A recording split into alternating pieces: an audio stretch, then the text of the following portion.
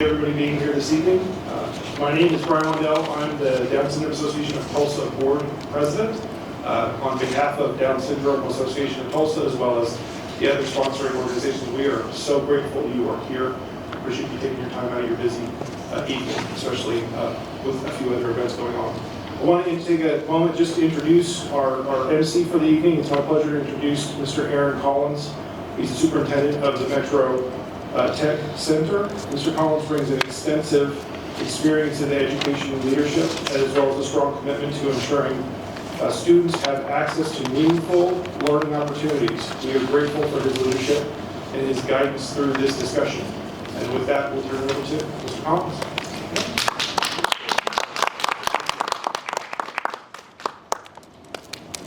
Well, thank you. I look out and I see that I'm amongst friends, so grateful for that. And thank you so much for being here, and welcome to the Every Ability, Every Student Oklahoma Superintendent Town Hall. As Brian stated, my name is Aaron Collins. I serve as superintendent of Metro Tech. It's an honor to be here with you tonight for this important conversation.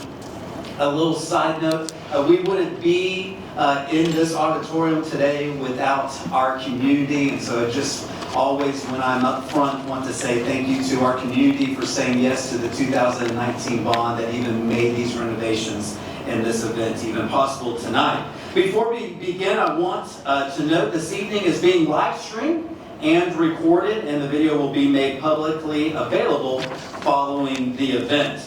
Also want to let everyone know that we will not be taking audience questions during tonight's program.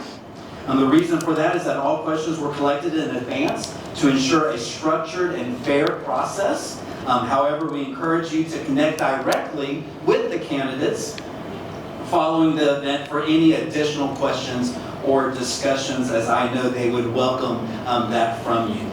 Tonight we're bringing together candidates for Oklahoma State Superintendent of Public Instruction to engage directly with families, students, educators, and community members on issues impacting students with disabilities.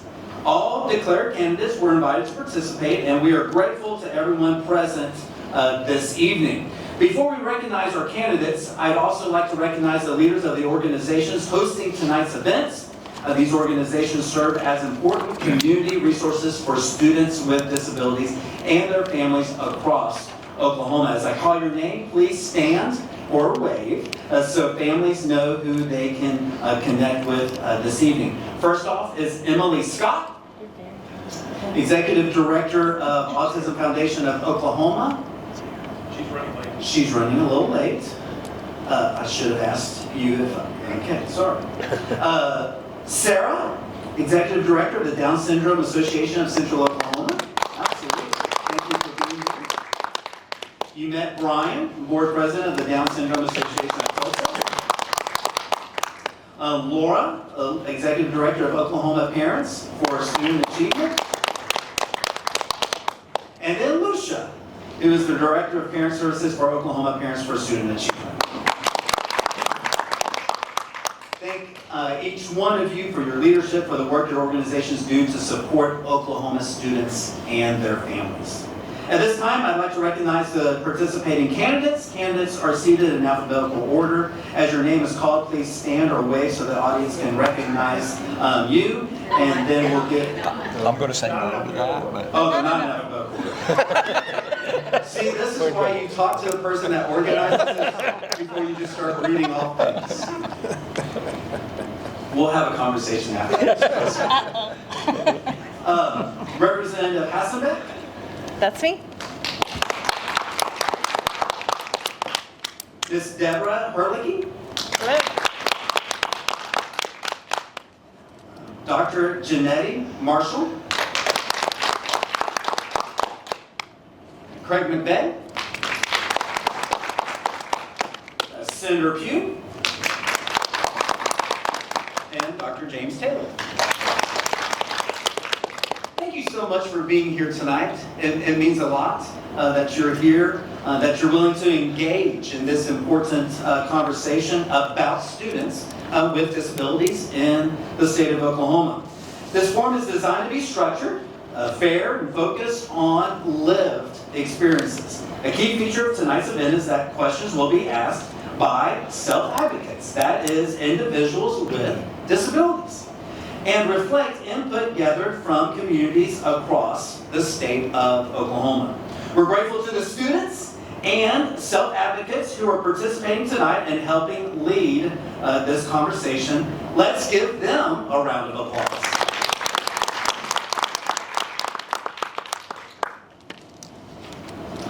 Now for the part everyone loves, the ground rules. In order to ensure a respectful and productive discussion, each candidate will have equal time to respond. Lucia is our timekeeper. There will be no interruptions or crosstalk. Candidates are asked to respond directly to the question being asked.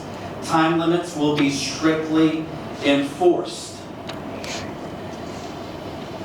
Yes? I said by you. Oh, strictly enforced by me. Sorry, thank you. You see how this is going to go. You will see time signals, and I will step in if needed. Thank you, Lucia. For the 3-minute opening statements and 2-minute closing statement, you will see a 1-minute yellow and a 30-second orange, and time up is red. I felt like a teacher right there and wanting to see thumbs up or thumbs down if you understand the rules. Thank you. See, this is great. Again, thank you in advance for helping us keep tonight's program respectful and on schedule. So tonight's format will include opening statements, 3 minutes per candidate. Question rounds are 45 seconds per response, so it has to be distinct. And then closing statements, 1 to 2 minutes per candidate.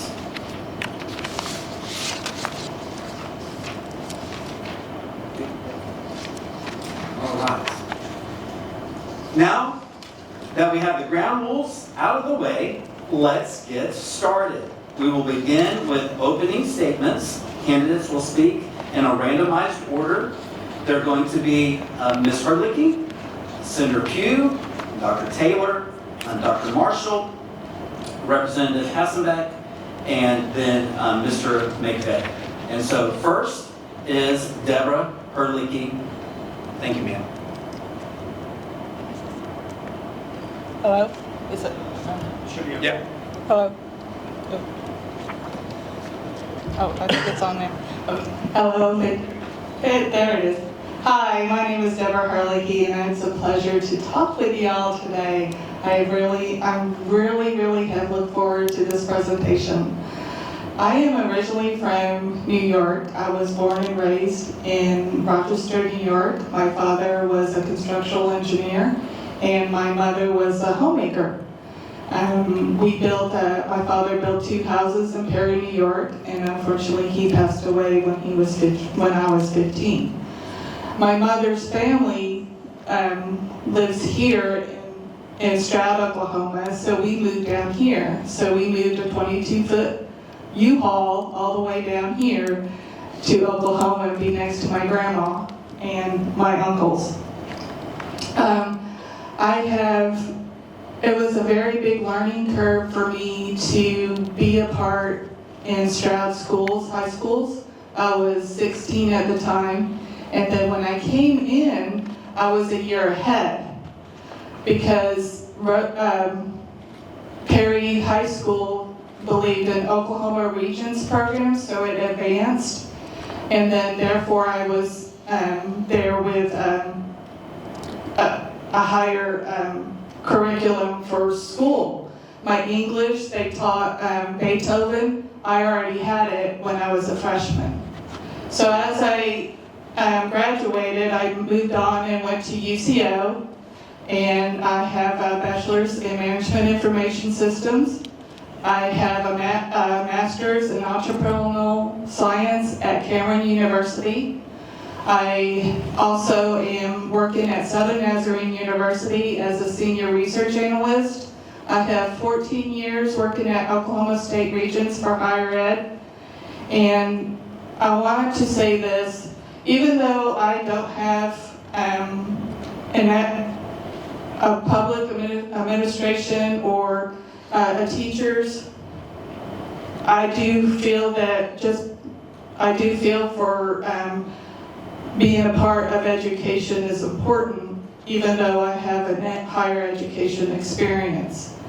What we have dealt today is the fact that we have learning disabilities. By looking at me, you wouldn't expect me to have dyslexia. I go about having words different. So one of my friends and I, we were talking about X-Men. We were talking about the Chronicles and the comic strips. And I said, I like Wolverine. Do you know Jack Human? And my friend Mary was telling me, no, I know Hugh Jackman. So that's me. Thank you very much. Thank you. Senator Pugh?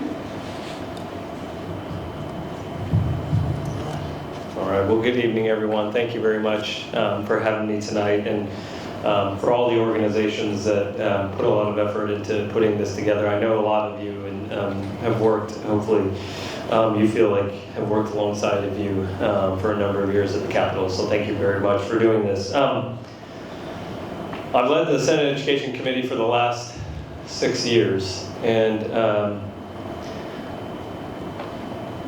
I'm proud of a number of things that we've been able to get done. But I want to talk a little bit about just being a dad, because I see a lot of moms and dads here.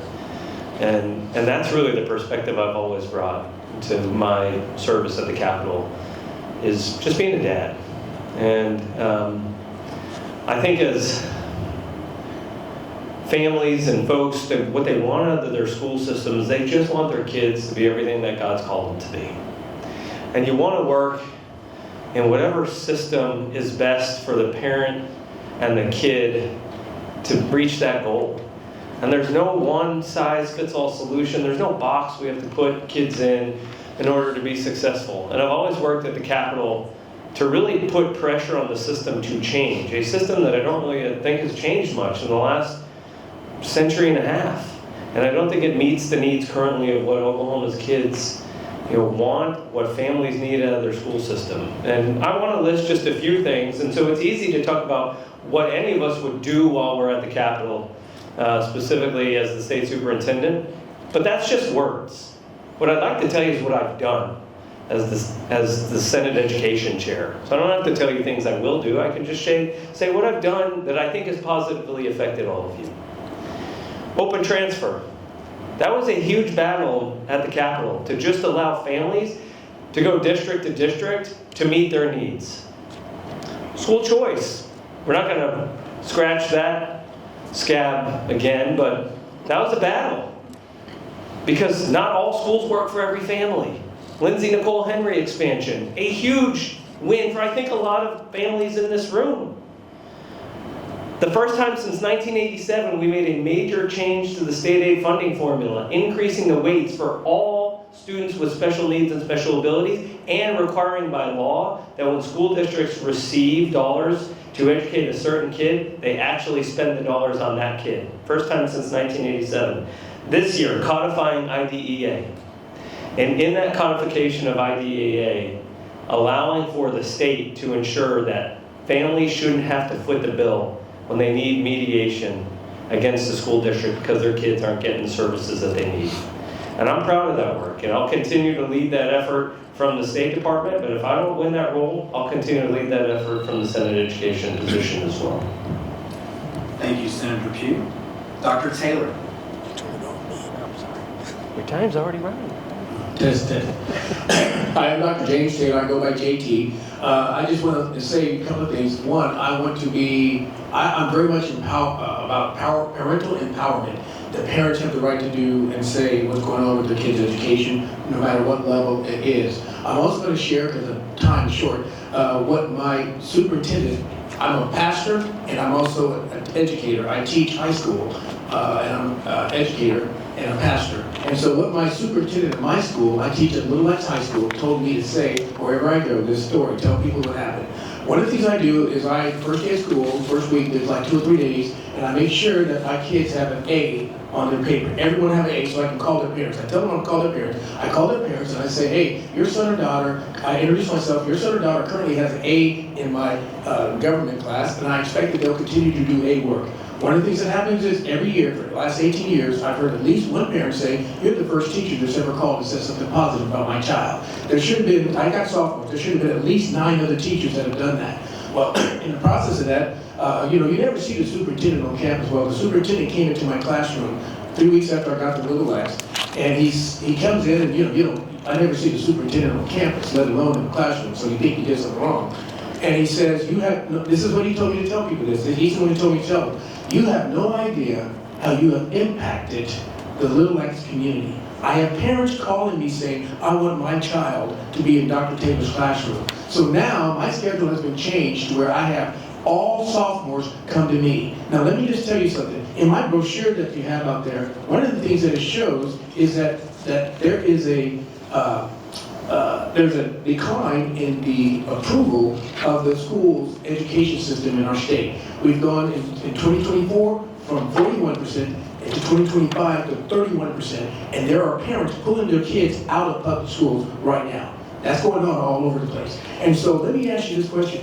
What kind of impact do you think it would have in our state with improvement if we could get 10% of the teachers across our state to do what I do and just call them? That would be a positive thing. Now, if we can get 50%, that's even better. Now, I'm not going to go any further because I'm not naive. I know that's not going to happen because that's the reality. But the reality is, this is what teachers will tell you.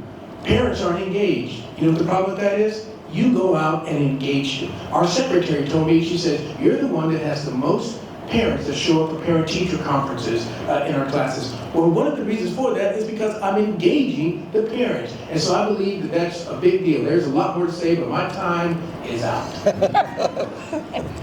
Dr. Taylor. Dr. Janetti Marshall. Good evening, everyone. I certainly want to thank you for being out here, especially with that drop in changing weather. I am Dr. Janetta Marshall, and I'm running for state superintendent. I come here tonight to say to you that I understand what happens on the ground as one who served at the largest school district in Tulsa. I have a history of getting results for students who are underserved, students who have Down syndrome, students who just need that extra IEP, 504. I have served those students, but before you can get those students served the way they need to be served, we have to pay attention to our teaching crisis. And our teaching crisis means that we have to open up some doors and windows, and we have to yell out to individuals who have been in education that we need them to come back, because we need capable, competent, prepared educators that can sit in classrooms, that can identify students early on when they need those IEPs completed. I have fought in that field. I sat on a board where one night I said, you cannot vote to have someone come in and do IEPs that has not worked with students. It takes a team. The board voted to do so. I called the State Department myself and reported Tulsa Public Schools. And they came and they stopped it because students were going to be on vacation, summer vacation. So what I'm saying to you is that we need someone in the State Department that believes in accountability, that believes in transparency, that believes that children, every child counts, that believes that we need to have inclusion when we put children in classrooms, but with inclusion comes the need to have people purposed and trained to work with those students, to bring them the academic rigor that they have been promised by this state. And I am one with a proven track record that will fight for that. And the reason you know I'll fight, guess what? I have a concussion, a brain bleed, and compressed C2 and 3 from a car accident a week ago coming to campaign. And guess what? I'm here, I'm on a walker. I am education. We're struggling, but we can get it done. And I want to ask that each one of you continue to reach out to those who serve you. And if I happen to become the one that will serve you in the Hodge building, my door, my ears, my heart is always open to your voice. Thank you. Thank you, Dr. Marshall. And Representative Hassenbeck. Thank you so much. My name is Toni Hassenbeck. I'm running for State Superintendent of Public Instruction. Spent the last 8 years as a member of the House of Representatives. Before that, I was a classroom teacher and a small business owner. In my 19 years in the classroom, I was responsible for every age and every developmental level of student. As a young child, I rode the bus with this family. Their last name was Shipley, and April's big sister Carrie was a Down syndrome student. And I remember her parents always, honestly, I felt like they were a little hard on Carrie because they made her, she was expected to live up to every rule and every expectation that everybody had in their family. And then my mother's best friend, June, had a sister who was also a Down syndrome child. And so June was pretty, I felt kind of tough on her little sister too. But it was just, it was always very joyful to spend time with those families. My first year teaching, my mentor teacher was a special education teacher in the middle school and high school in the school that I taught. And you could not walk by her classroom and know that it was a special education classroom. She had high expectations for every one of her students. Everybody wrote things every week. And it was just, she really just kind of taught me how you should interact with special needs students in a public school. And then I got hired again for a second grade teaching job, and they only put a couple of special ed kids in my class that year because I was brand new at teaching in the elementary school. And then the next year I got to teach, I do the school librarian, and all of the special needs students came into the library. And then a few years later I got to work in the middle school, and the most rewarding experience I ever had, I had 13 special needs students that were just more ambulatory than the non-ambulatory students. And so they got to come into my classroom with about 5 regular ed students. And it was maybe the most rewarding work that I ever did in all of my years. And I just remember how difficult it must be to go to school and drop off a special needs child and hope that things are good for them that day. And having those kids in my classroom, if I could go back and have those kids for the next 5 years, I would do it. It's very rewarding. So I'll stop there. Thank you. Thank you, Representative Hassenbeck. And Mr. McVeigh. First of all, I got nothing.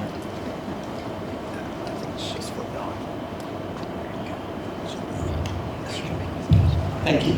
So thank you for all of you for being here. Thank you to Metro Tech for hosting. Thank you to our organizers, the Autism Foundation of Oklahoma, Down Syndrome Association of Central Oklahoma, Down Syndrome Association of Tulsa, and the Oklahoma Parents for Student Achievement. As a hearing impaired person for my entire life, I feel like I know what I'm talking about when I talk about inclusion.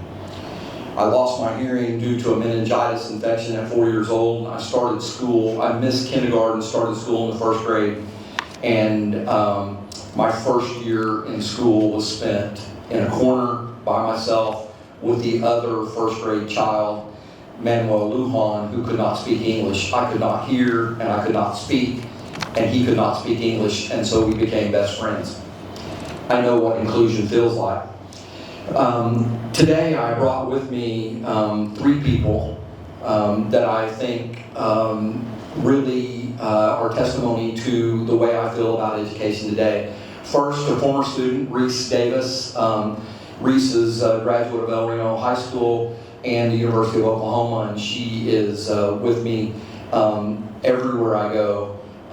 Also, I brought with me Sandra Valentine, who is an expert in education and a special needs and special education teacher. And then I brought with me, and this one almost makes me tear up a little bit, Sheila Mantooth and I met each other in a combative meeting at the very beginning as the mother of a special needs child who was very involved. we were not serving her child to her expectations. And so I had to learn a little bit. My grandfather told me if I'm the smartest person in the room, I'm in the wrong room. The three people that I brought with me tonight are my sounding board, and they are the people who know. And so I want to thank you all for being here with me tonight, and I want to thank you for your role in education, and it's very glad to be here. Thank you. Thank you, Mr. McVeigh. So now we're going to transition to the question rounds and explain the self-advocate format. Each question will be asked by a self-advocate. They will introduce themselves, including their name, school, and grade level. Candidates will have a short 45 seconds each to respond to each question. We'll have 4 rounds of questions with self-advocates representing the Autism Foundation of Oklahoma, the Down Syndrome Association of Central Oklahoma, and the Down Syndrome Association of Tulsa, each asking 1 question per round. So the order of candidate responses will rotate with each round to ensure fairness. So round 1, the candidates will respond in the following order: Ms. Herlihy, Senator Pugh, Dr. Taylor, Dr. Marshall, Representative Hassenbeck, and then Mr. McVeigh. So question number 1.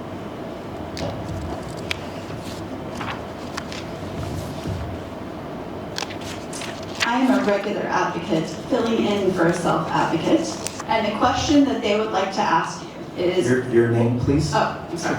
Laura Hendricks, Executive Director of Oklahoma Parents for Student Achievement.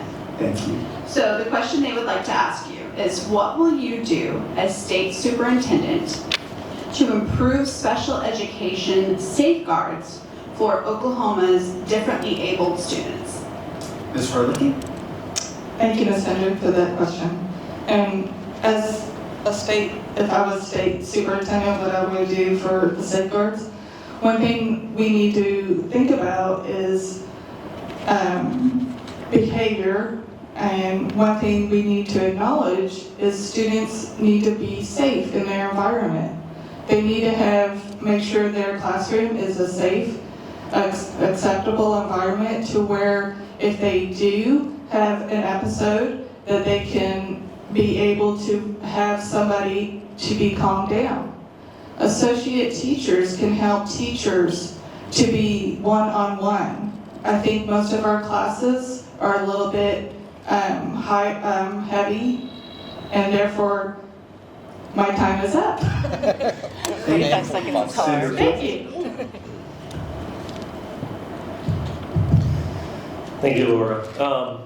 When I think of safeguards, I think it's really important for us to acknowledge that this is a civil rights issue, and that's guaranteed under federal law. And there's many titles which address this, and that's why I felt like we had to codify not only the fact that this is a federal civil rights issue. We were worried that the Department of Education might be kind of disposing of some of that responsibility.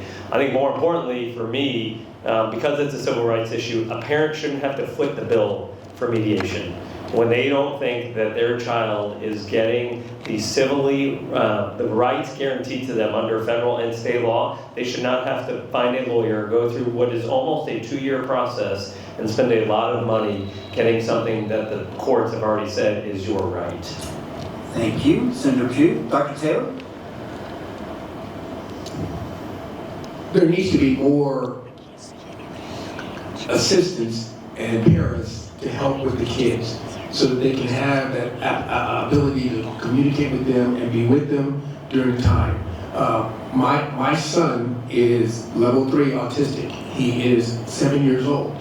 And so he goes to J.D. McCarty Center, which is a good place, a great place actually. And so he's in the J.D. McCarty Center. And so we are advocates of his. I believe that the parents should be able to be advocates. There needs to be security for those kids, that they will know that they are safe, that no matter what's going on, they're protected. And the more we can have more parents in, the better it's going to be. Thank you, Dr. Taylor. Dr. Marshall? as the aunt of 3 autistic, now adult young people, what I would do is to ensure, number one, parents are empowered for success. Part of the problem in Oklahoma is that parents don't know their rights. Parents don't know where to go. Even though we have agencies here, we have to get the word out to begin to empower parents. Next, we have to ensure that we can codify IEPs and all of that. IDEA has always been around, but we have to make sure that there's accountability for not following those by going after individuals. Thank you, Dr. Marshall. And now Representative Hasselbeck. Thank you so much for your question. The number one job of the state superintendent is to implement the law with fidelity and make sure that schools have the opportunity to do that too. Phone lines need to be open to experts in the Department of Education should a teacher or an administrator have a question. And then encouragement of administrators and teachers and school boards to understand schools should be open for parents to come in and see what's going on. I used to own and operate an animal hospital. We would take new clients straight to the back of our kennels because they were clean and they smelled fresh. And our students' classrooms should be clean and smell fresh, and everybody should be happy to be there. And that should be something that we're proud for our parents to see, so that when parents drop those kids off, they feel safe and happy. Thank you, Representative Hasselbeck. And Mr. McVeigh. A couple of years ago, a couple of parents came to me asking for us to allow video live streaming of their nonverbal students. I will ask the legislature to immediately pass legislation that would allow parents of nonverbal students to have access to not only come in and out of that classroom, but to get on their phone and check in on their child. That's the only right thing to do. We do that in nursing homes, we do that in daycares, and we don't do it in public schools. We should do that immediately. Thank you, Mr. McVeigh. And now we have a question from Down Syndrome Association of Oklahoma advocate.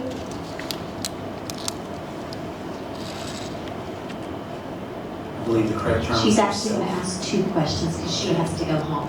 Yes, So ma'am. that's okay. So she has one she can ask first. My name is Emmett Adams, and I am a sophomore at Dennis Creek High School.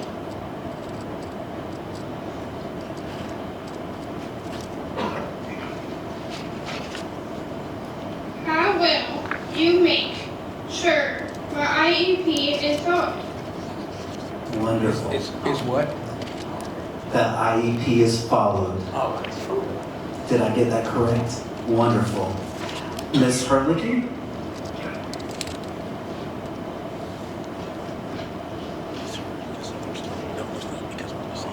How will? Thank you for your question. I didn't get your first and last name. Emma Adams. Thank you, Ms. Adams. One thing I will make sure is that the IEPs will always be updated on a base monthly to monthly curriculum throughout the academic year. We need to work with the parents and make sure that IEPs are updated and we can have the latest information. We need to make sure that the teachers know if there's anything that they are not familiar with regarding your IEP. Thank you. Thank you, Senator Pugh. Thank you, Emma. I think this is a really important point where parents have to be included in every step of the way. And in fact, I think we've just updated that law where now a parent is allowed when an IEP is being built, that the parent is actually allowed to bring not only themselves and their student, but an advocate or it could be a legal expert into that conversation and into those meetings. That's now codified in law. We're actually one of the first states in the country to do that. and that constant communication with the school and the parent, making sure that the parent, as the IEP progresses, that the parent is involved every step of the way so they understand what's happening inside the classroom every single day. I think then the parent and the student themselves becomes their best advocate at that point. Dr. Taylor? Pleasure to meet you also. I would say that it is what's been said about the parents, that's really very, very important, that the parents are involved with what's going on. But there's also another aspect of this, and that is the teachers need to be well equipped to know what's going on so that they can know how to handle the kids that come into the classroom. Our school, we have inclusion at our school, and so I have kids that have special needs that are in my class, and so I make sure that I take time to go visit with them, slap high fives, fist bumps, etc. With them so that there's a connection there. And again, the parents have to be involved with what's going on as well as the kids as well. And Dr. Marshall? Thank you for your question. One of the first things that I would do is to ensure that a part of the professional development of every educator deals with IEPs and the importance of understanding development of IEPs and following those IEPs. The next, again, is empowering parents to understand what their rights are, what they can do being a part of that IEP team, and how it's important for them to work alongside, and then put a strong reporting system in to where parents can not only report to the school, they can report to the state, and the state will go out and investigate. Representative Hasselbeck?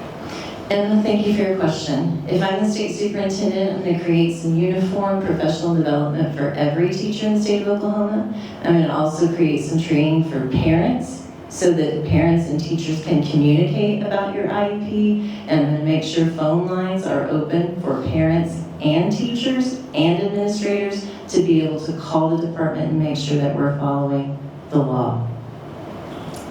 And Mr. McVeigh? Ms. Adams, thank you for your question.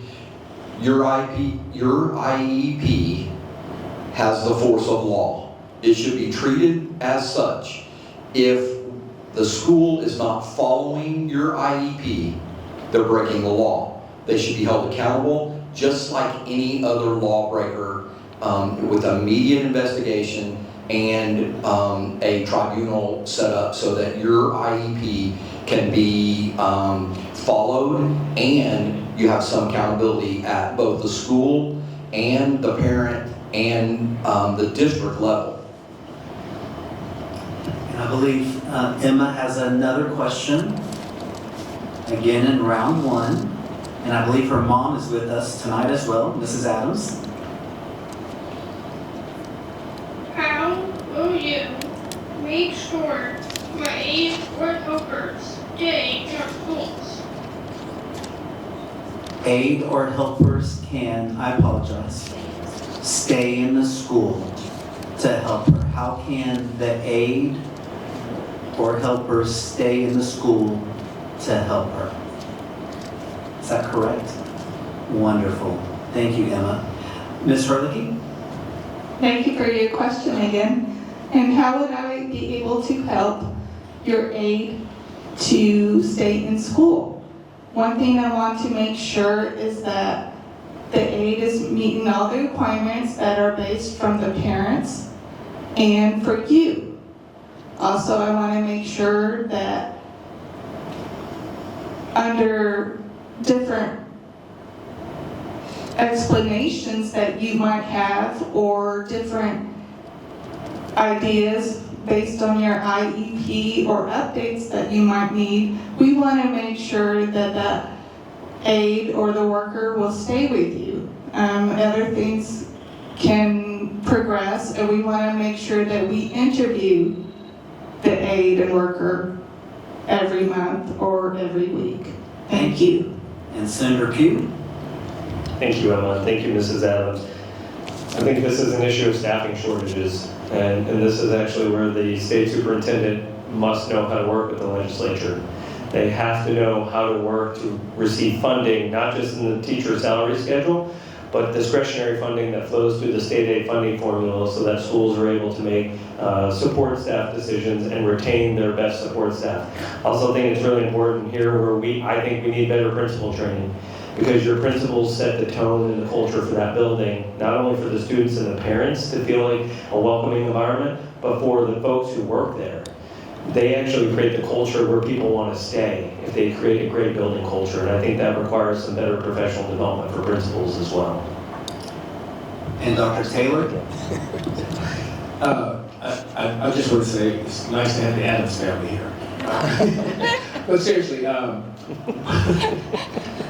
one of the things that I think is important is, again, with the parents being involved with what's going on, the parents have a lot to say.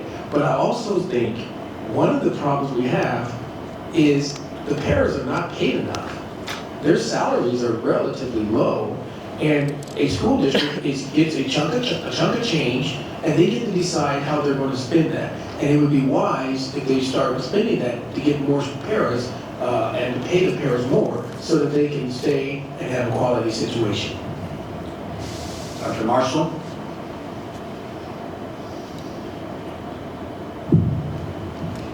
Thank you again, Emma and Mrs. Adams, for that question. If I understand the question right, based on some of the experiences I've had, one of the problems has been when it comes to aides being able to stay is the fact that that aide's position was not made a part of the IEP. So first of all, one of the things I would make sure is that teachers understand, and those IEP teams, that you have to include those requests that those parents have asked to be implemented within the IEP, and then move on from there and express the importance. Again, it comes to training across the board. The whole IEP team in every situation has to have that training and thorough understanding of the process. And Representative Hassenbeck? Thank you for the question, Emma. The legislature has made some strides in this area at the Capitol, so I'm really proud of us for that. I do believe that it starts with principal training, and every set of special education teachers should have a special education principal who knows how to do the things that are required in their classroom, who could fill in for a paraprofessional if they had to leave for the day. And I think it's really important that that training involve every facet of what they might encounter in a special needs classroom, and it's really hard. And Mr. McVeigh? Emma, thank you for your question. I'm going to ask the legislature to immediately consider and put into play a raise for all support staff, and especially those support staff that are paraprofessionals. I think that the legislature has the ability to grant that. I think the money is there, and I think if we want them to stay, we'll pay them what they are worth. I just want to clarify, does that end round one then with the 3 questions that we're going to round 2? We can do one more. I think. We can do one more? That's the last round. Okay. So we have one more question. I believe this is coming from the Down Syndrome Association of Tulsa. So in advance, I'm going to explain that I'm actually not the person that provided the question. I'm just the person that gets to deliver it. So you're going to give me a couple times just so we understand. I may or may not have been off, or at least on a couple of these. So the question in this case... And if you could please remind them of your name. Absolutely. I'm Brian Wandell. Thank you, Brian. I'm going to do this. Brian Wandell with the Autism Association of Tulsa. I'm the board president. The question I have here is describe the major challenges to inclusion in schools today. Could you repeat that one more time, Sure. please, Brian? Describe the major challenges to inclusion in schools today. Ms. Herlihy? Thank you for the question. One of the major challenges in schools today with inclusion is basically the learning on how well they are adapting. Communication is the biggest thing. We need to make sure that the parents and the teachers are working together through either type of platform on Zoom meetings or make sure they are able to communicate with the teachers. That is one, because communication saves aggravation. Thank you. Senator Pugh? Thank you, Will. I think we've touched on it several times. I really do think it's staffing. The state superintendent does not determine staffing. That's a school district's determination. The state superintendent can advocate with the legislature for more funding, which we know. I've mentioned also the principal training. Again, if you don't have a principal that's appropriately trained to meet the needs of their families and their students and their community, then I think we're doing that community a disservice. And I'm going to mention one other thing. I believe the State Department needs to be completely restructured and reorganized. And I think a lot of it is because they work in isolation. And when you think about the families that have these needs, they interact with a lot of other agencies that actually have no line of communication with the State Department of Education at all. And so when families have multiple agencies they have to interact with to get a child their services, and then those services are isolated outside the school and not communicated to the school, I think that's a significant barrier that can be fixed. And Dr. Taylor? The major challenges in inclusion can sometimes end up being the school itself. The leadership may not want that to be done so much. Teachers may not like that with inclusion. Our school has inclusion, so I'm accustomed to it. I'm glad that it's like that. But sometimes teachers don't want that, and so there needs to be, as what's been already said, communication needs to be at a level where from the top to everyone there, and not just the special ed teachers, that they are aware of what needs to be done to make this inclusion something that is going to continue to happen and not something that one teacher says, oh, I don't feel like doing this. Because if they don't feel like doing it, it's going to make it difficult for that child. And Dr. Marshall? One of the major problems when it comes to inclusion is the simple fact that I don't believe, for the most part, our educators understand why inclusion is important. Because it takes a lot of work. Am I bashing educators? Absolutely not. I cherish them. But the fact is they have such a burden on them that when you start talking about inclusion and the work that has to be put into it, we must increase the number of parents, the number of teachers that are trained in special ed, and we must increase the training for parents. Inclusion is very important in allowing and setting the bar high for our students and empowering them to meet the bar that has been set is paramount for them. And Representative Hassenbeck? Thank you. Thank you for the question. I think the number one challenge for teachers and learners inside of a classroom dealing with inclusion is, I once had an English class of 38 students. 13 of those students were on IEPs. Another 8 of those students were on 504s. And as I got later into my teaching career, every one of those students grew up with an iPad or a supercomputer in their hand. And so nobody's brain was quite able to deal with everybody's brain in that classroom, including my own. And so I think inclusion is so difficult because of all of the types of learners that we have, and sometimes little or no training dealing with any of those learners. And Mr. McVeigh? We spent the last 3 years in the state with a leader who chose to do everything he could to divide us. He purposely set an atmosphere where inclusion was not acceptable. We have to have a leader that believes in relationships. We have to have a leader who believes that every student has value, and then we have to have a leader that believes that that sort of bullying from the very highest level is not acceptable. Thank you, candidates, for completing round number 1.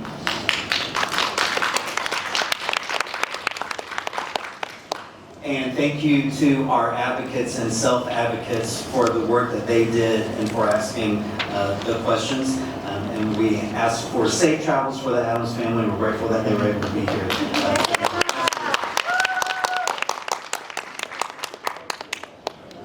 We'll move into round 2. For round 2, candidates will respond in the following order. It will be Senator Adams, Excuse me, I'm sorry. Senator Pugh. I set myself up for that. You did. I blame you. If Dr. Taylor has said yes. Exactly. My fault. Senator Pugh, Dr. Taylor, Dr. Marshall, Representative Hassenbeck, Mr. McVeigh, and then Ms. Herlihy. And now we will have a question from the Down Syndrome Association of Central Oklahoma. And I believe they have a self-advocate who will be introducing themselves. I know his father. Full disclosure. Same. Mr. Mayor, one is Nakay Street at Parsonal High School. My first question is how you help me feel safe at school. How do you help me keep safe at school? Wonderful. Thank you for the question. And Senator Pugh. I think there's physical safety, which we have invested significant amounts of money into some infrastructure needs. We've talked a lot about training for principals, creating the right culture. But I think it comes down to, outside of the mom or dad, the man or woman in front of the classroom every single day. And having great staff, great teachers, properly staffed support staff, paras, teachers, aides, that have the right professional development that the state has invested in, that they've gotten right training when they're coming out of teacher prep programs and colleges of education, and that they're working with the parents to understand what the unique needs are so they can make sure that that child shines in front of that class every single day. I think that relationship with all the right people in that equation, I hope makes a great learning environment for you. And Dr. Taylor? I think that I'm at a school where we are about 25 minutes away from the police. So we, at our school, have armed staff on our campus because we have an epidemic of people coming in to soft targets that are wreaking havoc. And so that's one of the things that I think would be helpful is to make it a place where everybody feels safe knowing that that they're secure. Another thing is like Senator Pugh said, is making sure that those kids feel safe in that environment and know that they are protected, that they are safe, that nothing's going to happen to them while they're in there. My students know that as long as they are in my classroom, that's the safest place on the campus for them, and they know that. Dr. Marshall?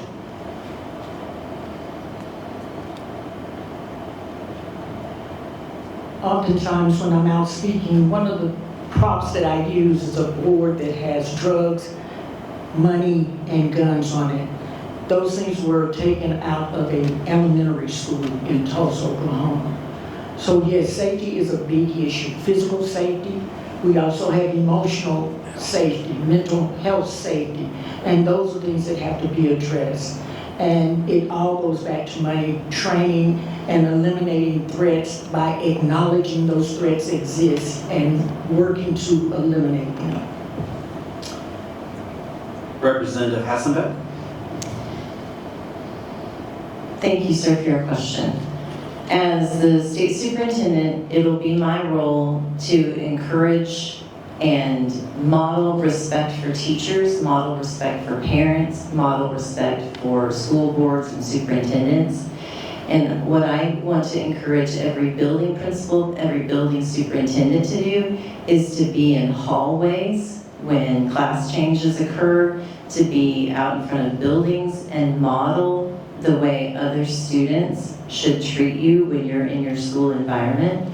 And I think when that happens, that helps keep everybody safe in that environment. Mr. McVeigh? Representative Hassenbeck stole my thunder a little bit. 18 years as a superintendent, and I can tell you that I pride myself on knowing almost every student, almost every year. And I knew their parents, their grandparents, their aunts, their uncles, and building those relationships across grade levels, across schools, throughout the district, it gives me a lot of hope that when something does go wrong, that someone's going to see it and they're going to say it.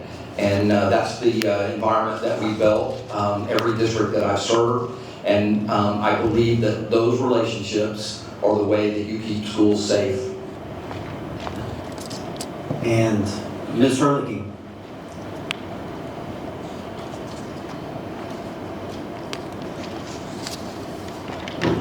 Thank you for your question.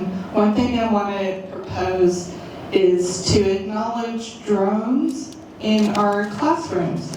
As far as the hallways is concerned, I have seen research on Texas that have had drones to fly around in the classrooms when there's no students around. Also, there's another thing that we can possibly use is safe words. Safe words can be a real positive aspect. What is a student's safe word? That would help when there's our intruders that maybe somebody doesn't know or somebody doesn't recognize. That's very important. Thank you. And now we have a question from the Down Syndrome Association of Tulsa. Brian? Again, appreciate you guys' time. Another question is special education staffing shortages are affecting services across Oklahoma. What will you do to recruit, retain qualified staff, and when should families expect improvement? Senator Pugh. Thank you, Brian. They should expect improvement yesterday because we've doubled the education budget since 2018. But the state superintendent does not make those staffing decisions. And so it is working with the legislature who funds it and ensuring that school districts spend the maximum amount of dollars for the personnel who are inside the classroom every single day. There are some things that the legislature has worked on. For example, there's a law about 5% above the minimum salary schedule for special education teachers. I've tried to go 10% above. Worked on retention bonuses and allowing school districts to have some flexibility in who they retain with those bonuses, who they recruit with those bonuses, because those schools know their needs of their community and their school district and their students better than the State Department of Education does. Dr. Taylor? When people are working in special ed, sometimes they're in a situation where it's some aggression's going on in the classroom. And sometimes that causes those people to want to leave because they don't feel that they have support and encouragement from the staff, from the administration. And so there has to be a working relationship with the administration as well to make sure that this is a healthy situation and that they want to stay. If they feel like they are not appreciated, if they feel like they are not wanted, they're not going to stay. And no matter how much you pay them, because that's really what it is. So it boils down to those things. And as Adam says, the state superintendent doesn't make those money change decisions. That comes from the districts get that money, they make that decision. Dr. Marshall?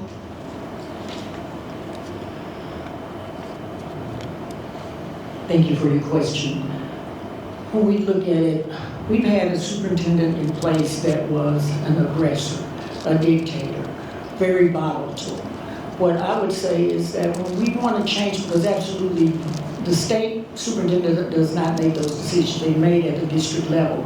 The state superintendent, the state board needs to become partners with the local districts and begin to develop plans to see how they can work in connection or in concert to make those changes. And that's one of the things that I would propose, that instead of being dictatorial and adversarial, we become compadres and we begin to work for the best end for our students. Representative Hasselbeck? Thank you. I think one of the things that we can do is we can start isolating pockets of success and studying those and starting to replicate those. I have a plan to put the 1,000 best building principals in a mentorship program with the 1,000 newest principals. And we can do the very same thing with special education teachers. We can put the very best ones with the very newest ones. They don't even have to be in the same building. They can just be available to talk to each other and work those things out. There's nothing more valuable than a seasoned special education teacher who can teach other people how to be calm in a storm. Mr. McVeigh? As superintendent, I would ask the legislature to propose a 8-year plan to retain and recruit teaching staff. Special ed has always been one of our biggest needs. I would ask Governor Stitt said in his State of the State that we had $5.5 billion in reserve before this legislation. Yes, I'll tell you what it means. Number one is parents should have access all the time. And I still, even as a parent, post-COVID, don't necessarily feel like I'm welcomed at my school every single day. So I cannot imagine how all of you feel. Number two, funding. There should be transparency with where the money is going, because that's how you get any agency's attention, is when you start talking about their budget. And number three, and we haven't talked about this yet, but when a child is enrolled, when a child has come onto an IEP, the parent should get all the information up front from the school. This is how we're going to serve your child.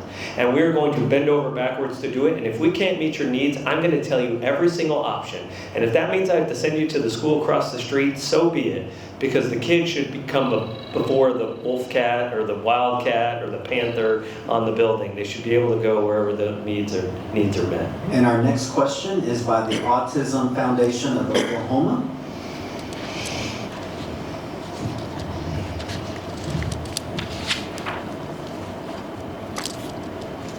Thank you. Thank you. I'm Emily Scott, Executive Director of the Autism Foundation of Oklahoma.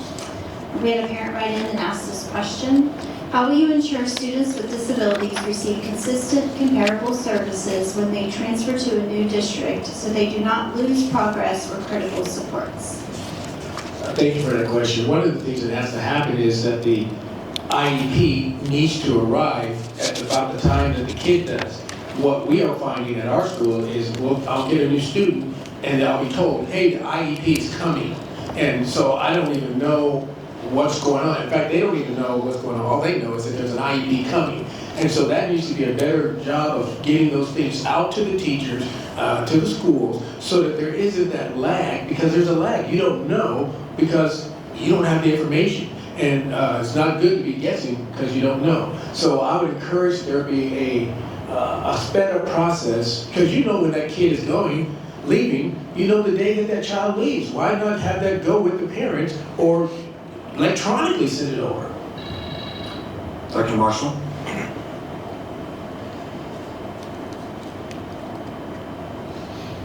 In this time of technology, I believe that one of the things that should be done is that special ed teacher that lead in that IEP team, long before that IEP gets to where that child is going, make a Zoom meeting with that principal, that teacher, if they know what class that child is going to be in, begin to make that connection and don't wait until the last minute. Let that new teacher understand what is going to happen, what that child's triggers might be, and anything else that teacher will know how to integrate the child into the classroom and make the most successful environment for the student, the other students, as well as the teacher. Representative Hassenbeck? This one is a pretty deeply personal question. We had a student in our 7th grade that she had been put on an IEP in 5th grade. She had 2 military parents who were, I'm going to run my time here. I will say we had a terrible situation with the child that it took us a while to figure out that we should have had a copy of her IEP the day that she came to our school. We never received it and didn't know. So it took us a while to figure that out. We need to have a better system. If parents are getting that IEP as soon as possible, and then parents know they're going to change districts, but we should also have a uniform computer system that every teacher uses in the state so that could be a seamless push of a button. And Mr. McVeigh? At El Reno, we had a highly mobile population, and many of our students transferred in from out of state. It was nearly, and it is nearly impossible to get an IEP in a timely manner. And so we had a ton of students who would move in from out of state and get to school in August with no IEP, and it might be a month before that came to us. big problem. We have to solve that. I love Dr. Marshall's idea of Zoom meetings. If parents are up front, and if we can arrange that, a Zoom meeting would be fantastic to get those things started in a timely manner. Ms. Herlihy?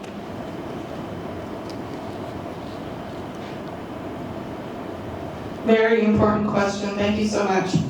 One thing I want to make sure is that the IAPs, or basically when we have the parents to know that they are moving or being transferred to another school, that hopefully they can give some kind of notice to the school, and that way we can have it addressed to where it can be transferred, faxed, email, whatever form of communication. Also, we want to make sure that the teacher and the parents have one-on-one connection with the new teacher, and everybody is on board, so therefore the student does not feel scared when they go into the school, especially when it's a new environment for them. I couldn't imagine being in a new environment with a disability. Therefore, we need to take that time to address it. Senator Pugh? When I was in the United States Air Force, I could be assigned to any base around the world, and my flight records, my training records would be there before I was. So there's no reason why we cannot figure this out. I'm sure every school knows when the star quarterback is showing up from another district.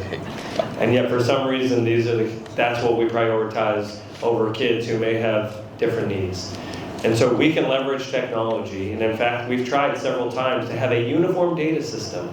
We're actually able to measure longitudinally how students perform when they come in and out of certain programs. We're able to make sure that information transfers from one district to another. And that teacher has all the information available. Yes, a conversation, a Zoom, a Google Meet would be great, but there's no reason why we can't leverage technology to have all that information at the push of a button, as many have said up here. And now we have an individual that is coming up on behalf of the Down Syndrome Association of Central Oklahoma. Welcome. Hello. Hello. Hi, my name is Heather Hancock Blackburn. I work at the State Department of Education Special Ed as an administrative assistant. I'd like to tell you my first question. As someone who has worked in special education at the State Department for many years, I know how important a positive work environment is. How will you support and retain staff so they feel valued, respected, and able to do their best work for students with disabilities? Are you willing to work with me? Oh, absolutely, absolutely. Thank you for the question. I think it's important that the environment that you are in is positive and one that you enjoy. My kids love coming to my class. I tell them the first day, you may not like history, but by a week from now, you're gonna like this class. And so I create an environment of that. When it comes to working in the staff, one of the things I try to do with staff is to get to know them and ask out what is important to them, because not everybody, for some people, getting a raise is what motivates them. For others, getting another day off. For others, just having time with their family. So that's what I try to do, is find out what motivates them is what I try to do as a pastor with that. And so I would bring that same principles over at the State Department. Dr. Marshall? I would certainly love to work with you. A positive work environment is a productive work environment. So that is one of the things that we really would have to push for. If we look at what's happening around the state, a lot of teachers, they say they're not leaving just because of pay. Their primary reason is that they're leaving because it's not a positive work environment. So we have to touch that base across the board, particularly in the special education department, because we need to change and turn the corner on this. Representative Hassan-Betts? Thank you for your question. I've been studying learning styles and multiple intelligences for a long time, and I know that everybody has a specific type of genius, and I encourage everybody to get to use theirs. I also think it's really, really important as far as having a positive work environment to be able to realize what everybody's strengths are. And I think that people who are working in our environment should also get to say, these are my strengths, this is what I would like to be better at, and this is what I would like to do. And I think everybody deserves to have that chance where they work. Mr. McVeigh. Heather, when we work together, we're going to learn to laugh. I'm going to feed you. I'm going to fund you. We're going to have a good time. And I'm going to tell you this, we're going to love each other. I'll be the first one there every day and the last one to leave. And you can count on that. I said it here first. Elect me as your superintendent. I'll turn the lights on and I'll turn them off. Ms. Herlihy?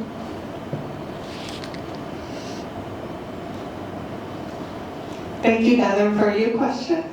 One thing I wanted to bring apart is the fact that you enjoy working on computers. Is that correct? Yes, I do. Very good. One thing I want to do is make sure that you have all your fundamental needs that you need to be the positive person that you are, and make sure that you be able to help other people. One thing I would like to encourage is the fact of a promotion. One thing, will your skill set fill another computer ability as far as learning Excel or learning any type of Microsoft Office? So those things that is important to you is important to me. Thank you. Senator Pugh. Heather, I'm so glad you stayed, because I know a lot of people who left over the last couple of years, and so I hope every day you feel honored and valued when you walk into that building. This is a leadership challenge, Heather, and that's why I'm running for this position. I've got a saying in my company. My company just celebrated our 5-year anniversary. We have almost 50 employees. We've only lost one in our 5 years. That's really an incredible statistic. And we have a saying that says we teach people to leave and we treat them to stay. And so I think allowing someone to grow in their own career and feel that they're invested in and gaining all these new skill sets, well, they'll have the opportunity to leave, but they'll never want to leave working for an organization that I'm leading, because we've created a culture where people enjoy showing up every single day. And I look forward to that opportunity. Okay, I'd like to ask you one more question. Working together across teams is the key to helping schools and students succeed. How will you improve communication and teamwork within the department and with local schools so staff can better support special education services? Working together is, my classroom is set up in such a way that the kids work in groups. Right now they're in a group and they're creating their own country as a culmination of our class as a government. And so what I would encourage is for people to be able to work together, to have different, each person that's in a group, there's 4 people in a group, they each have different responsibilities and different tasks that they're supposed to do. And that's what I would encourage around, is to make sure that people, when they're working together, because you're going to always be in a group, no matter where you're working, you're going to be working with somebody else. Man, that time goes by fast. You'll be working with somebody else. And so that gives you the opportunity to make sure that everybody's doing their task and what their responsibility is, so that everything works like it's supposed to. Dr. Marshall.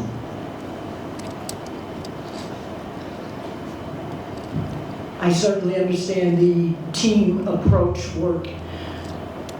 In Tulsa, I created the North Tulsa Community Education Task Force. It was staffed with retired educators, retired education administrators from all levels. And that team approach worked with teachers and principals actively in the schools, as well as parents, community leaders.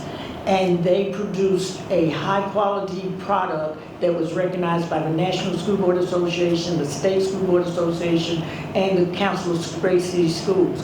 I would bring that same type of approach to the State Department, developing team approaches, taking people at their point of expertise, and utilizing that to the glory of our great state of Oklahoma and education. Representative Hasselbeck. Heather, I've been trying to identify some of the best superintendents in the state of Oklahoma, and I'm trying to find outliers who've done difficult things, like superintendents who were early adopters of no cell phones on the campus. There's some guys that did that 10 and 12 years ago. And when we can identify those outliers and figure out who's doing special ed and who's doing everything the very best, then we can start communicating with those guys and figuring out who wants help doing things better at their school site, and that's something that the State Department can facilitate. Mr. McVeigh? Heather, at El Reno, we had about 420 employees, and the State Department of Education has about 440 employees. And what I would tell you is that at El Reno, we work as a team, all 400 of us. When ICE hit, it took all of us to get those sidewalks cleared off, those driveways cleared off. That included myself. And as a leader, I think bringing everyone together as much as possible. One of the things that I prided myself on the entire time I was at El Reno was knowing every employee by their face and their name. I usually know what their family issues are, and I think that personal relationship is one that I would like to share with you as state superintendent. Ms. Herlihy?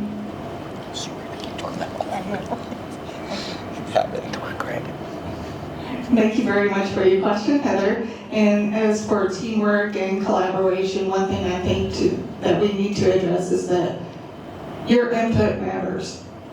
Your voice matters. And what your thoughts on certain issues or anything like that, that matters. And that matters to us, and we need to listen. We also need to be able to collaborate with your other team workers. We want to make sure that collaboration has a great foundation into helping you succeed. That is one of the main points. Thank you very much. Senator Pugh. Heather, there's an old proverb that says, when you want to go fast, go alone. When you want to go far, go together. I learned my team building and leadership skills in the greatest team environment the world's ever seen, the United States Air Force. And I did it oftentimes in very challenging environments. And it just comes back to leadership, wanting to get better every single day, but not just going so fast that nobody else believes in your mission or your vision. And so that has to come through collaboration. It comes through compromise. It comes through communication. It comes through making sure that every single day when people walk in that door, they know there's a leader that actually cares about the work that they're doing and cares about them personally. And again, that just creates a great environment where you begin to attract the best and brightest in the state of Oklahoma to want to work in the Department of Education and not repel them away. First off, that's Heather. Thank you so much. Let's give Heather a round of applause. That completes round 3, and so I assume we'll just have 2 questions for round 4. Okay, and you'll just have to help me through that a little bit. I hear some people gasping over here like they've almost been up here on the stage for 2 hours or something. But thank you for your patience. Very important for the communication today and being able to hear from each candidate that's with us today. All right, so we're going to start round 4. And we will have 2 questions, and so I'll need a little bit of assistance. I believe we are going to have the Autism Foundation of Oklahoma now ask us a question in round 4. As they come forward, the last round will start with Dr. Marshall, and then Representative Hassenbeck, followed by Mr. McVeigh, Ms. Herlihy, Senator Pugh, and then Dr. Taylor. Thank you. Thank you. Emily Scott again with the Autism Foundation of Oklahoma. Students with disabilities are an often under-recognized and underutilized workforce. What do you plan to do to make sure the state recognizes that skills-based learning is very important and that these students be just as employable as their peers when they graduate? Dr. Marshall. I never did that.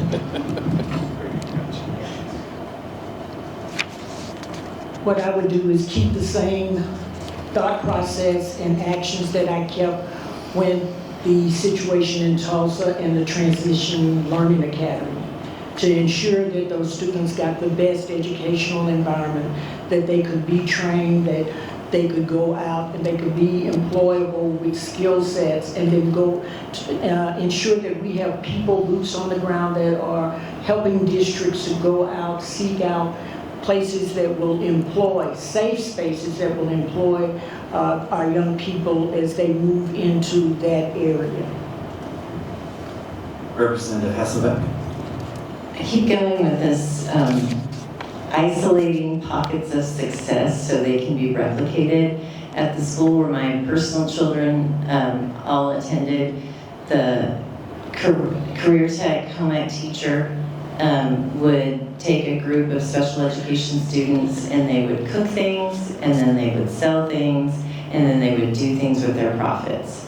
And so I think they probably have a name for that. I don't know what it is, but the kids loved it. All the kids loved it. And then one of those students is now, maybe he's my favorite student I ever had, but he actually works at Ace Hardware in Elgin, and he gets to use all of the skills that he learned. So I think we just need to speak up about the super positive things that are going on in our state.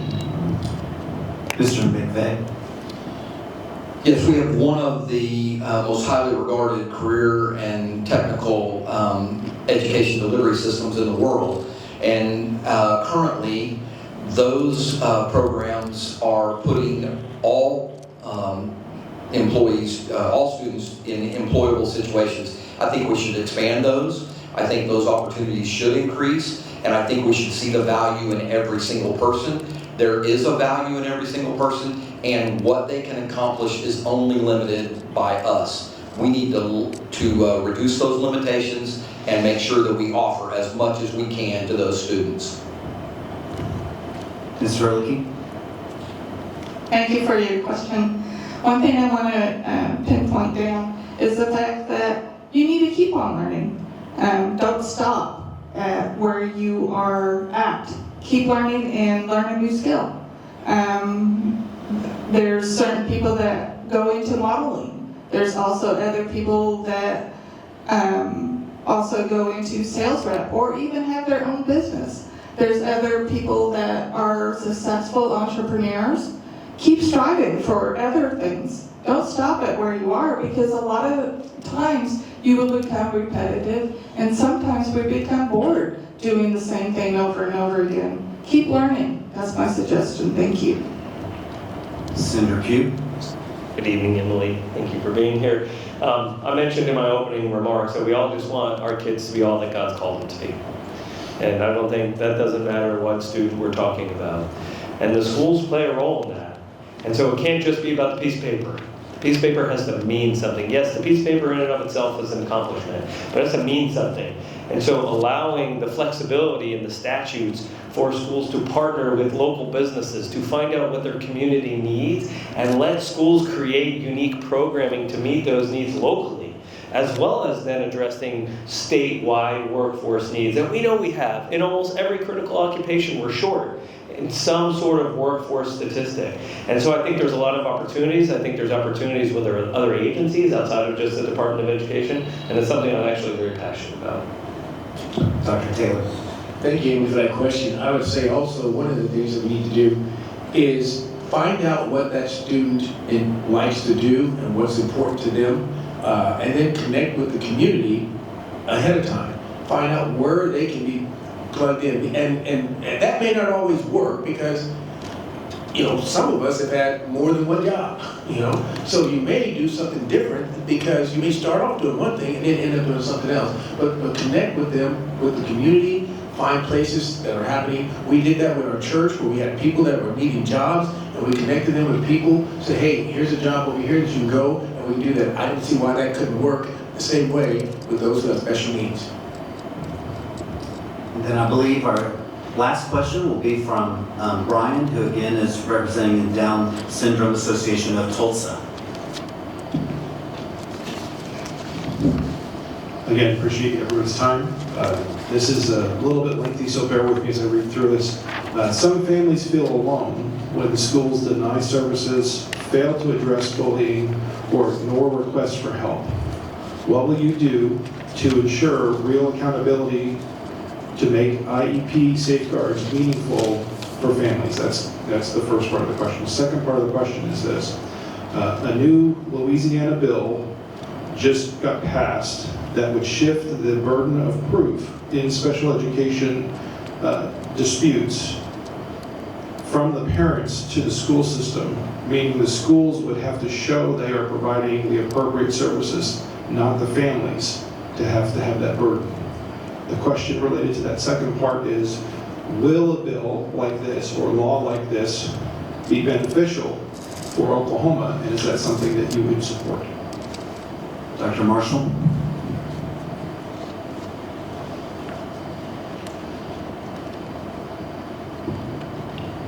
As state superintendent, we have to come to a point where the State Department is empowering our schools.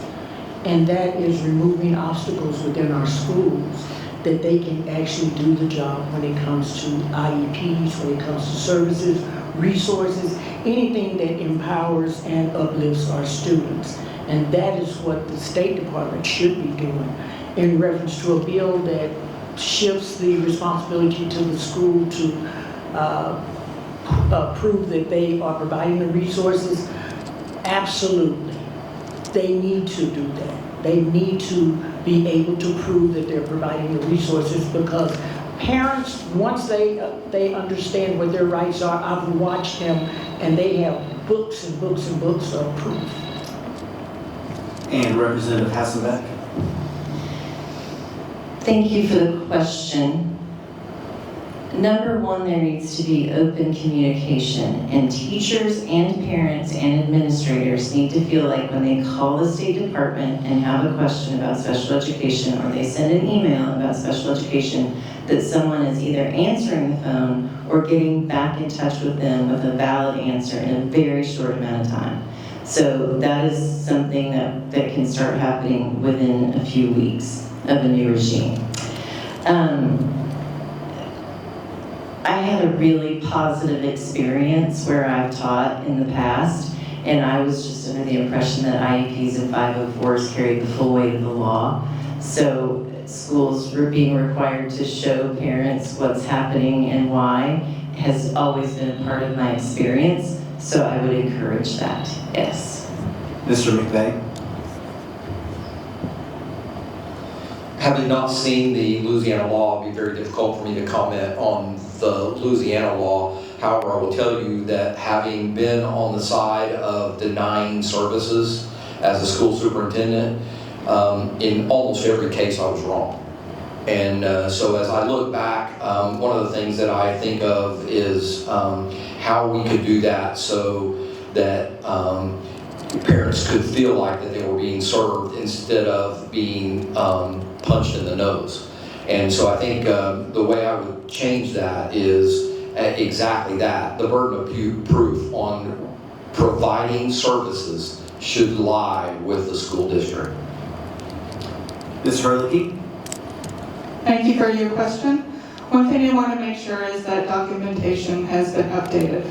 A lot of the plans and the documentation that are striving in schools today do not have proper documentation that is updated. We need to make sure that those documents are transitioned throughout the schools, throughout the organizations, throughout the agencies that help support children with disabilities. We also need to make plans. We also have to have our own plans to address any type of issues or any type of legal matters as far as transferring credits, transferring, make sure emotional distress. So thank you, I'm running out of time. Senator Pugh?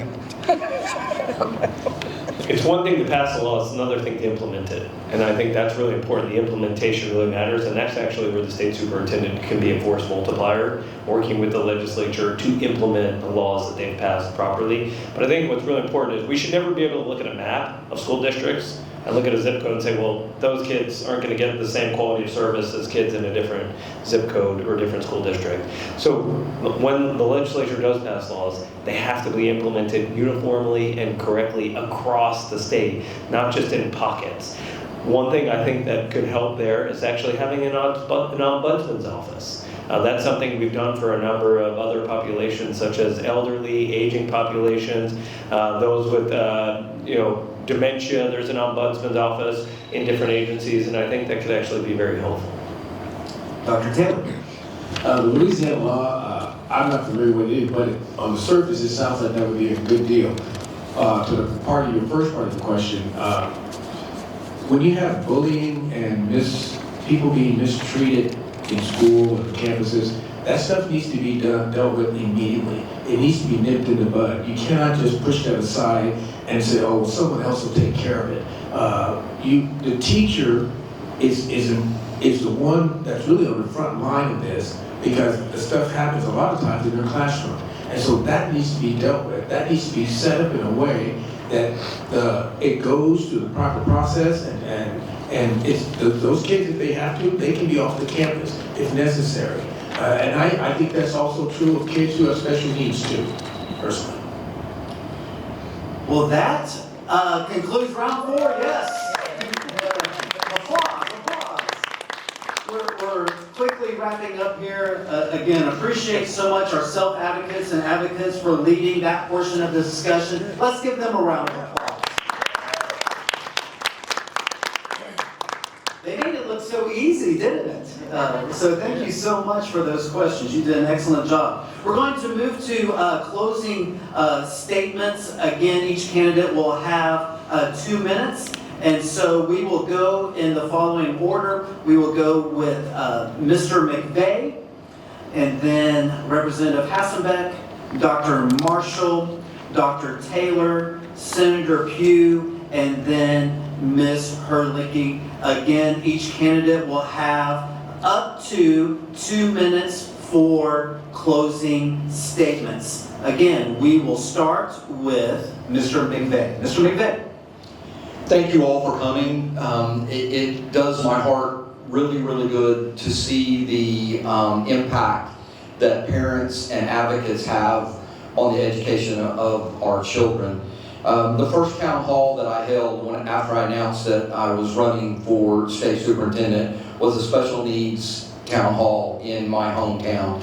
And I'm very proud of that. The 3 people that I brought with me were here for that first town hall in El Reno. Special ed students are very important to me. Special ed services are very important to me. And I'll leave you with this. When I took over as superintendent at El Reno in 2012, our identified special needs number was about 10%. When I retired in 2022, that number had risen to 22%. That's a huge impact on our schools, and I'm assuming that statewide that those numbers are similar. And so we have to have a workforce that is highly skilled, highly trained, and highly compensated. And I think that's the way we approach special needs students and services as we move our state out of 50th. I think it's imperative that we start there. Representative Hassenbeck. Thank you so much. About 10 years ago, I got to teach this group of students that I was not prepared for. There were 13 kids on my roster that were not in my classroom, and there were 5 kids there that I didn't know where the other 13 kids were. And I heard this noise in the hall, and here come these 13 kids, and they had 3 paraprofessionals with them, and they were going to be part of my art history class.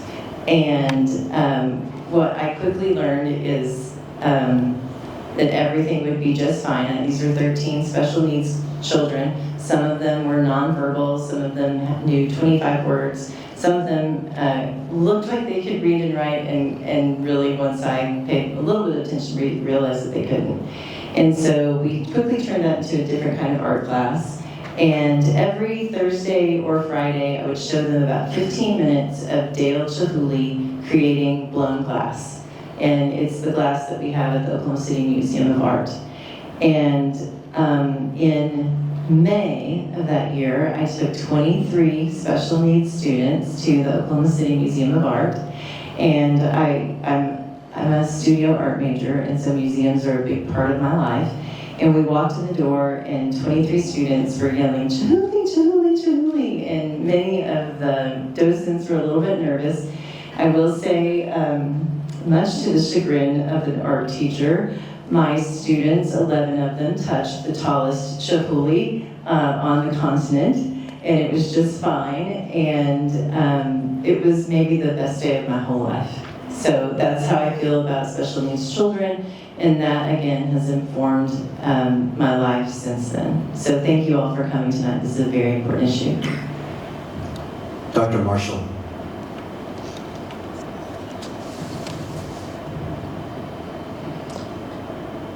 I have spent my career working with the sickle cell population, working with the lupus population, serving them, ensuring that they were protected by policies and procedures, even when they became subject to pain crisis. I've worked with autism, families with autism like myself, as well as Down syndrome. Special needs has become a passion for me, to ensure that children are included and never excluded, never judged by what someone may see as a deficit because they can't see the beauty in that child. I will continue wherever I am to fight for those things. What we have to look at is this campaign really boils down to trust. Trust that children are being supported. Trust that teachers are being supported. Trust that communities are being served by those who have been elected. And the fact that we have to trust that we have people in place that are really purposed to change things. I am not running in this race because of politics. I'm running because we need change. And I'm a proven change agent in this state. I am at a turning point in my life. I'm closer to 100 than I am to 1. So I am working till the end to be someone that can build up communities, build up children, build up educators. And when I leave this place, I want to leave it better than it was when I came in. Thank you. Dr. Taylor.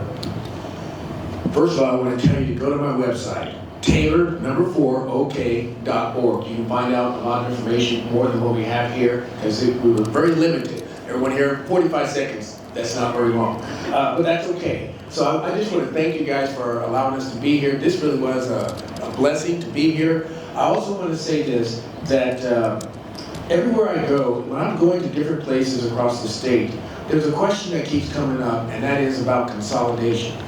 Consolidating our schools as though we are top-heavy with superintendents. And so I kept hearing this question, and I kept hearing people say, oh, they can't be done, and blah, blah, blah. So when you tell me what can't be done, that's an invitation. And so I have these here, I didn't put them out, but I have them here. If you want to get one of these, it's 6 pages that we'll be presenting with the legislators when I'm the superintendent about consolidation, from going from bureaucracy to accountability. And so this is just a flow chart. You can have the flow chart, you can see that. And so what this does is this: when you have a county superintendent, superintendents hate this because it affects their jobs. But you have a county superintendent that affects what goes on in those counties, in the sense that let's say curriculum, you're picking curriculum, you have one curriculum group, and then all the people are picking from that. You don't have to pay all these different, in this city or this county, you don't have to pay all those folks there. When a county situation, you have a superintendent. When a teacher is let go for a inappropriate behavior at Edmond, or I guess at Edmond, they can't go to Oklahoma City schools because that's all part of the same umbrella. And so there's a lot to this that I put together, but it's got to be with the legislators, because they're the ones who changed it, and they're the ones that can change it back. And so I want to tell you, Taylor4ok.org. Thank you very much. Appreciate you guys being here. Senator Pugh. Thank you all very much for having me this evening, and for all of you that put a lot of effort into making this night happen. Thank you so much. This is hard. These are hard questions because these issues are personal. Raising our kids is personal to all of us, and so everyone has strong feelings about this. My promise to you is I will not govern in 45-second sound bites. Thank you. I have a history, I think, in that building now, 10 years of being thoughtful and compromising and collaborating. And that's what I will continue to do. And I'm proud of the work that I've done. A lot of it, I think, is on the behalf of your kids. Because again, as I started, I'll close. I'm a dad first. That's the best title I've ever had. Someone who grew up without a dad. And that's the mindset I bring every day to the Capitol, is just how does this affect families? Forget the system. We should not have a school system where I can look at a map and determine who gets a good education and who doesn't. And unfortunately, I think that's the system we have. But I'm not running to micromanage your schools. I'm running to lead the Department of Education. Your kids are unique, and they don't need the state superintendent walking into your school building every single day telling them what to do and bonking them over the head. They need someone who will work with them, who understands how to lead an organization that should be customer-facing and external, and not siloed and internal just in Oklahoma City. It should be someone that knows how to work with the legislature, not against the legislature. Because it's the legislature that passes laws, and it's the legislature that determines to fund the things that we think are priorities. So I'd be honored to have your vote. You can visit my website. I would be honored to have the opportunity to lead the Department of Education. And that's, I think, what Oklahoma needs. They need someone who will lead, an executive level leader. And that's the skill set I think I have, and that's the uniqueness I bring to this. I've done it in the military, I've done it in the private sector, and I've done it in the legislature. And I would be honored to have your vote to be able to lead the Department of Education. Thanks for having me tonight. Ms. Herlihy. First thing I want to say, thank you very much for having me. This has been a great pleasure. One thing I do want to address, unfortunately, I do not have any experience teaching or working with any children who have disabilities. One thing I do have is that I have to prepare my coursework for children who have testing issues as far as anxiety or depression when it comes to learning things throughout the course. Therefore, I have to make sure that they get their assignments in on time and they have a time frame of at least the whole week to do their assignments. So that is my dilemma. But one thing I do want to present is the fact that there's a 3-letter word and it's called RAP. And one thing about it, RAP stands for responsibility. Responsibility means that everybody is accounted for. Every student is unique, and every student has a right to say how they feel, regardless of how we believe that they should act or do anything to where they will be just have a negative attitude for.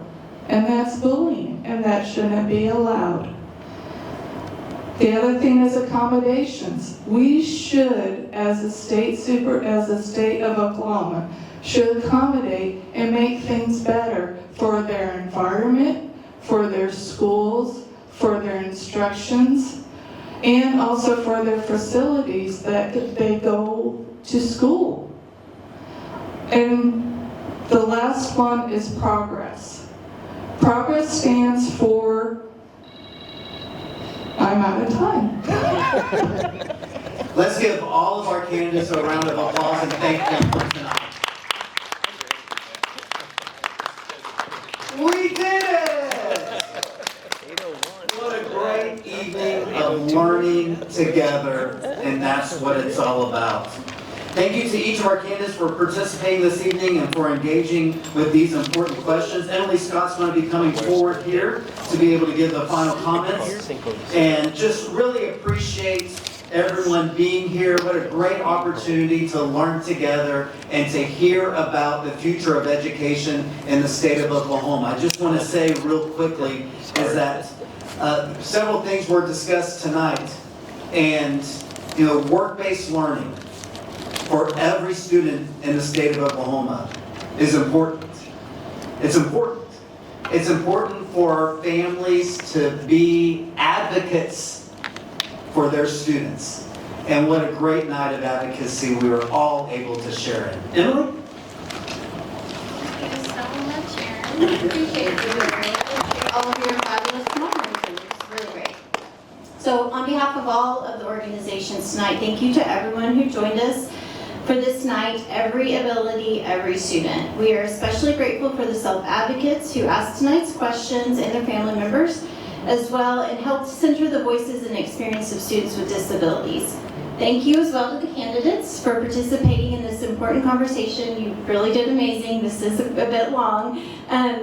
All of their materials are in the back, so candidate materials, contact information is available in that front lobby when you leave tonight. So for anyone who'd like to continue that conversation, candidates will stick around for a couple minutes.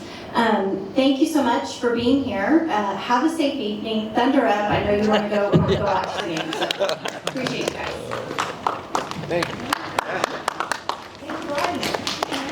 Thanks for being here. Thank you for having us.